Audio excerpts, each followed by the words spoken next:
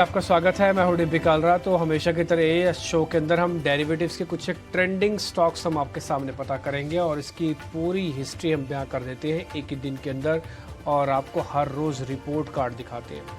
5 बड़ी बातें दिखाते हैं बाजार में 12 बजे तक इस समय क्या हो रहा है, आगे क्या ट्रिगर है जिस पर ध्यान देना चाहिए।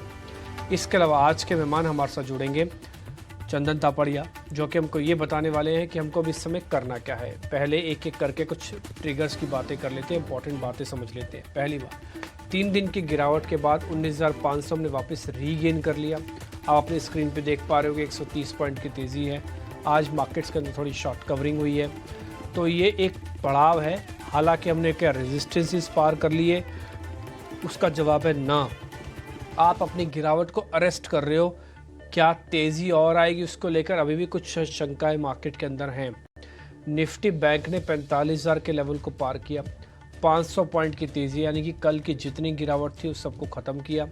आज अपने आप को उसने रोक लिया और ये 45,000 के ऊपर आके ट्रेड कर रहा है। अब जब तक 44,800 के नीचे वापस नहीं जाते तब तक कोई खास चिंता की बात नहीं है। लेकिन क्या बाज़ार और तेज़ी से चलेगा, उसको लेकर अभी भी मन में संशय और डाउट है। मीडिया को छोड़कर सभी सेक्टर्स में आज खरीदारी हो रही है। ये मीडिया इकलौता ऐसा इंडेक्स है जो इस समय थोड़ा नीचे है। अदरवाइज ज़्यादातर इंडाइसिस के अंदर तेज़ी है, किसी न किसी वजह, किसी न किसी बात से। सरकारी बैंक, आईटी, फाइनेंशियल शेयरों में ज़्यादा मजबूती है। आईटी वेटेज के हिसाब से ज़्यादा इंपॉर्टेंट है, तो इसलिए आईटी को ज़्यादा ध्यान से आज ट्रेड करना चाहिए या कर भी सकते हैं। इंडिया विक्स करीब 4% टूटा, 11 के वापस नीचे आ गया। आपको ध्यान होगा यही 1050, 1080 के लेवल से जहाँ से शूट किया था और ये 12 तक पहुँचा था, अभी ये वापस उसी लेवल पे आ गया एक चर्निंग, एक बेहतरीन पुल बैक दिखाने के बाद। अब हमको क्या करना चाहिए आगे की राह दिखाने के लिए, हमारे साथ चंदन तापड़िया जुड़ेंगे, उनका स्वागत करेंगे। साथ ही साथ हम आपको रिपोर्ट कार्ड भी दिखाते हैं। कल हमारे साथ राजेश पालविया जुड़े थे। कल टफ डे था ट्रेडिंग के हिसाब से भी, तो उनका रिपोर्ट कार्ड एक बार पहले आपको दिखाते हैं, फिर चंदन जी से करेंगे कनेक्ट।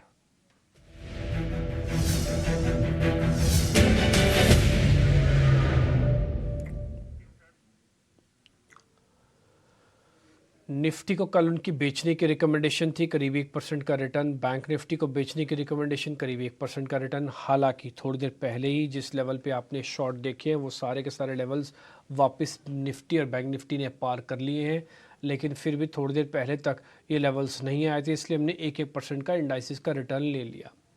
गुजरात गैस को बेचने की रिकमेंडेशन थी, करीब 1.5% तक का रिटर्न यहाँ पे आपको मिला होगा। कुछ ज़्यादा शेयर हम डिस्कस कर ही नहीं पाए थे कल, क्यों? इस वजह से क्योंकि कल मार्केट के अंदर तेज़ गिरावट थी और उसके अंदर ऐसा कहीं भी सिग्नल नहीं था कि कुछ एक अच्छे शेयर्स में अभी एवरेज की जाए। थोड़ा वेट एंड वॉच वाला हिस्सा कल ज़्यादा था। हम ज़्यादातर शेयर्स को अवॉइड की कैटेगरी में डाल भी रहे थे। एक रिपोर्ट कार्ड है। आगे बढ़ते हैं, अब चंदन तापड़िया से ज़रा समझते हैं उनका व्यू पॉइंट क्या है मार्केट्स को लेकर। चंदन जी, बहुत शुक्रिया, थैंक यू वेरी मच समय देने के लिए। बाज़ार में जो ये गिरावट के बाद थोड़ा आज पुल बैक देखने को मिल रहा है, हम इसको ये सोचें कि ये गिरावट थम गई है या फिर ये फिर से तेज़ी, उसी तरह की एक तरफा तेज़ी वाला बाज़ार हो रहा है तैयार?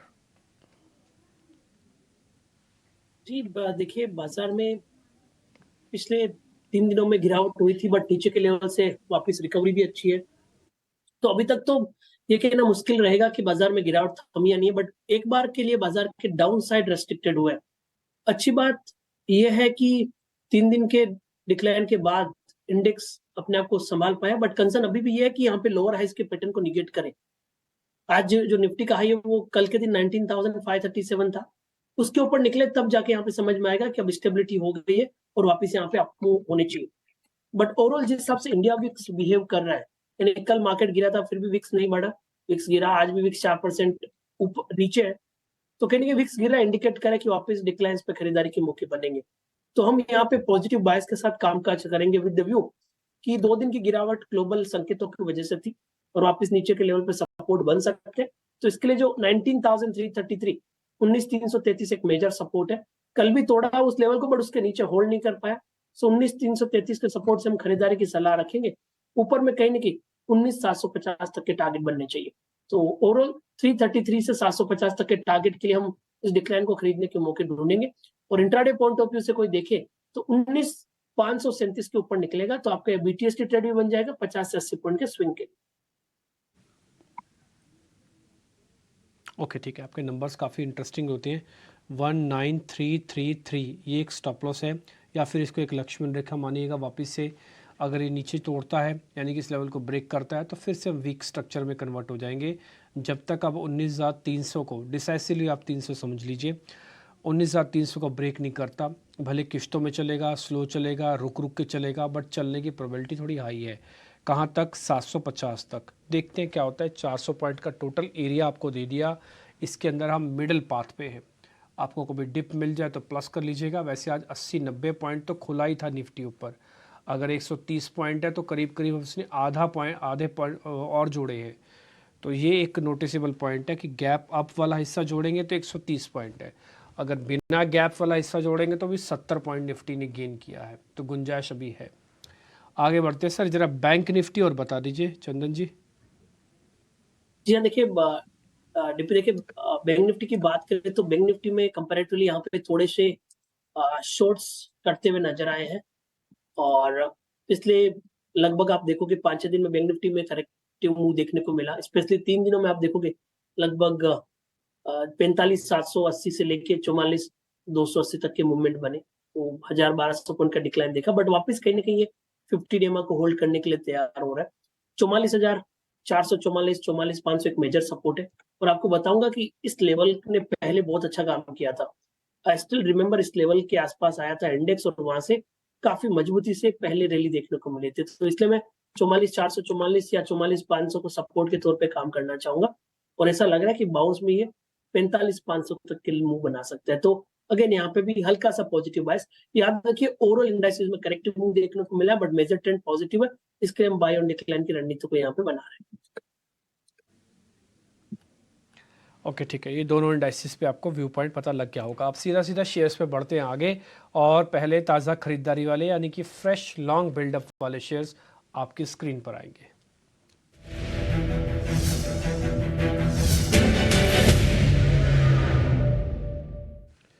चंदन जी, दो शेयर हैं, एक तो इंडिया मार्ट और दूसरा है टेक महिंद्रा, दोनों को चेक कर लो सर। बिल्कुल, देखिए सबसे पहले हम टेक महिंद्रा की बात करें यदि, तो इस स्टॉक्स ने कंपैरेटिवली नीचे के लेवल से रिकवरी दी है, बट उससे पहले पिछले 2 वीक में बड़ी बिकवाली देखने को मिली। 1270 से स्टॉक 1080 तक गया, बट अभी थोड़ा सा बेस बना रहा है।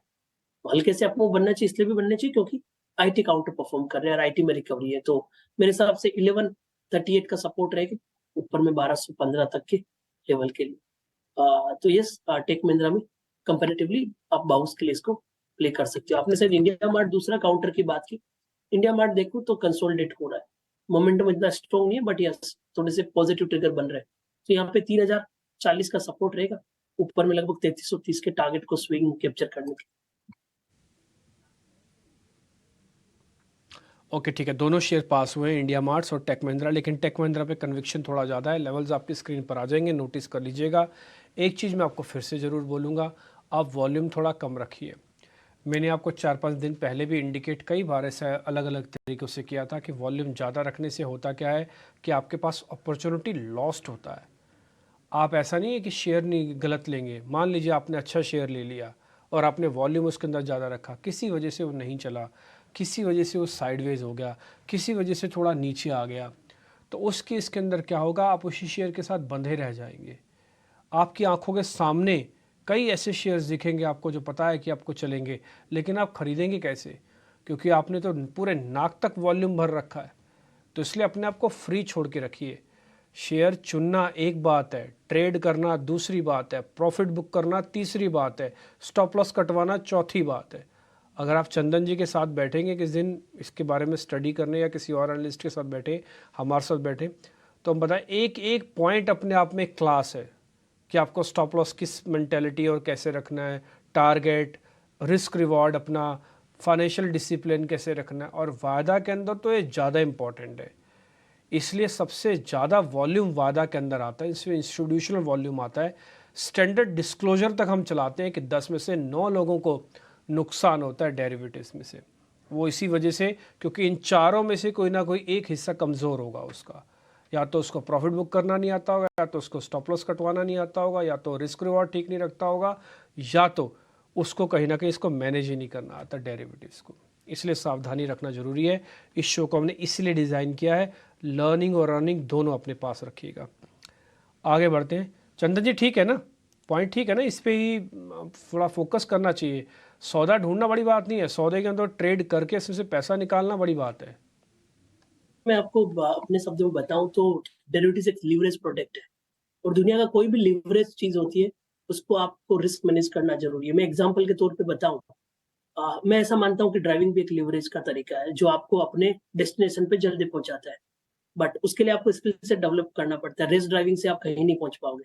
तो मार्केट में भी ऐसा ही है, यहाँ पे आपके पास लीवरेज मिलता है, आप अपनी वेल्थ बना सकते हो, आप अपना ट्रेडिंग कैपिटल बना सकते हो, बट अगेन आप जब तक रिस्क मैनेज नहीं करोगे।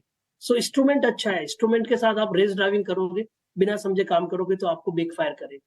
सो trading one of the best business, but again आप यदि उसको इसकी आर्ट और साइंस को समझ पाओगे, then only it will reward in a better. Okay done. तो अब हम आ जाते हैं अब और नए स्टॉक्स पे। हमने लॉन्ग पोजीशंस ऑलरेडी आपके सामने रख दी सर। शॉर्ट कवरिंग के चंदन सर, एक तो एक्सिस बैंक है, दूसरा एक आईटी की कंपनी है कफोर्ज। इन दोनों को और जरा चेक कर लो आप। बिल्कुल, मैं कोफोर्ज पे सबसे पहले देखना चाहूंगा। कोफोर्ज में आप देखोगे ओआई कम हुए यहाँ पे, और एक बॉटम प्रोसेस यहाँ पे देखने को मिला है, और कंपैरेटिवली ये सेक्टर में बाइंग इंटरेस्ट हो रही है। पिछले लगभग आप 10-12 दिन की जर्नी देखें तो 4630 के आसपास के सपोर्ट बने, और इमीडिएट हर्डल 4850 के ऊपर होल्ड कर रहा है। तो यहाँ पे खरीदारी के मौके हैं। 4750 का स्टॉप लॉस है। रिसेंट के स्विंग है 5050 बनने चाहिए, तो पॉजिटिव बायस रहेगा कोफोर्ज में। और इनफैक्ट इस काउंटर को मैं एक्सप्लोर भी कर रहा to give recommendations. Axis bank की बात करें, एक्सिस एक रेंज बाउंड काउंटर है, हल्का सा डिक्लाइन देखा, बट अब लग रहा है बॉटम बन सकता है, शॉर्ट कवरिंग के ट्रिगर बने। नीचे में आप देखोगे यहाँ पे पुट राइटिंग 900 के स्ट्राइक में और बनी, 930 के आसपास का सपोर्ट है। एक बार के लिए पॉजिटिव टू रेंज बाउंड बायस को 980 तक कैप्चर करना। ओके ठीक है, 980 तक जा सकता है एक्सिस बैंक पे, लेकिन कफोर्स तो सर की अपनी रिकमेंडेशन भी है, इसलिए ज़्यादा अच्छा एनालिसिस आपको मिला। टारगेट स्टॉप लॉस आप अच्छे से नोट कर लीजिएगा। तेज़ी वाला हिस्सा यहाँ पे हम ख़त्म कर रहे हैं। एंडाइसिस पे भी थोड़ा बुलिश मिला है अब आपको व्यू पॉइंट, और शेयर्स पे भी चारों के चारों शेयर पास होके आए हैं। आपको स्टॉप लॉसेस टारगेट सब में मिल गए, लेकिन थोड़ा वॉल्यूम कम रख के काम करेंगे तो मज़ा आएगा। के अंदर अभी तक हमने तेज़ी वाले सारे सौदे पता कर लिए, जरा मंदी वाले शेयर्स के बारे में भी जिक्र कर लेते हैं। सर बिकवाली वाले दो शेयर है चंदन सर, जरा चेक कीजिएगा। फर्स्ट है बजाज ऑटो और दूसरा है एबी कैपिटल। जी देखिए, बजाज ऑटो की बात करें तो यहाँ पे एक रेंज बाउंड मूव देखने को मिला है। स्टॉक थोड़ा सा अटका है यहाँ पे। कंसर्न ये है कि आज मार्केट में रिकवरी है, फिर भी यहाँ पे पिछले लगभग 20 दिनों का ब्रेकडाउन देखने को मिल रहा है, तो थोड़ा प्रॉफिट बुकिंग यहाँ पे बननी चाहिए। मौजूदा लेवल से देखें तो 4850 का यहाँ पे नेगेटिव बायस के लिए स्टॉप लॉस रहेगा। नीचे में स्टॉक 4600 तक का डाउन साइड दिखा सकता है। एबी कैपिटल की बात करें तो एबी कैपिटल अभी भी रेंज में है, तो एबी कैपिटल 185 यदि तोड़े तब जाके यहाँ पे मंदी की पोजीशन यहाँ पे स्टार्ट होगी। तो बजाज ऑटो वीक है, थोड़ी और करेक्टिव मूव होगी, बट एबी कैपिटल को अपने कंडीशनल ट्रेड सेटअप के हिसाब से ढूंढना पड़ेगा, क्योंकि अभी भी रेंज बाउंड बायस यहाँ पे बनी। ओके ठीक है, तो बजाज ऑटो ही सिर्फ पास हो गया है, अभी कैपिटल को हम छोड़ देते हैं, फिलहाल अभी रेंज के अंदर है। तो आपके पास 4 शेयर तेज़ी के, 1 शेयर मंदी का, 2 इंडाइसिस का व्यू पॉइंट अब तक हम आपके सामने रख चुके हैं। अब जरा चंदन सर की कॉल्स को और जोड़ लीजिएगा, फिर ये सारे के सारे ट्रेड कल के रिपोर्ट कार्ड में शामिल हो जाएंगे। चंदन जी आपके आज के ट्रेड क्या है? कफोर्स तो एक मोटा मोटी हमको आइडिया लग ही गया कि आपने बोला है। ठीक है, तो उसके अलावा यदि दो स्टॉक्स की बात करूं तो मैं अशोक लीलैंड पे फोकस करूंगा। मेजर ट्रेंड पॉजिटिव है, यहाँ पे लगभग 10-12 दिनों का कंसोलिडेशन कंप्लीट हुआ है। रिसेंटली इसने 178 179 के बेस बनाए हैं, तो वो एक सपोर्ट का काम करेगा। तो 178 के स्टॉप लॉस अशोक लीलैंड खरीदारी की सलाह, ऊपर में 192 तक के टारगेट। दूसरा स्टॉक हम यहाँ पे एस्ट्रल पे सजेस्ट कर रहे हैं। एस्ट्रल में काफी अच्छा सेटअप बना है, वीकली डेली चार्ट में पॉजिटिव प्राइस पैटर्न है, वीकली में पोल एंड फ्लैग जैसा बिहेवियर, 2000 के ऊपर डिसाइसिवली होल्ड कर रहा है। तो 1980 के सपोर्ट से 2120 तक के यहाँ पे टारगेट होना चाहिए। ओके ठीक है, तो आप 2 शेयर और ऐड करवा रहे हैं। एक तो एस्ट्रल है 2120 का टारगेट है, अशोक लीलैंड 192 का टारगेट है, 2 शेयर आपको ने और ऐड किए हैं। कुल मिला के 7-8 शेयर हमारे पास हो गए हैं डिस्कस करने के लिए। इसका रिपोर्ट कार्ड हम कल लेके आएंगे, मतलब मंडे को लेके आएंगे, और उम्मीद करते हैं कि मार्केट के अंदर जो मोमेंटम बना है थोड़ा बहुत प्रॉफिट आपको और मिल जाएगा इसमें से। चंदन सर बहुत बहुत शुक्रिया, थैंक यू वेरी मच आज समय देने के लिए। फिलहाल इस कार्यक्रम को भी यही समेट रहे, नमस्कार।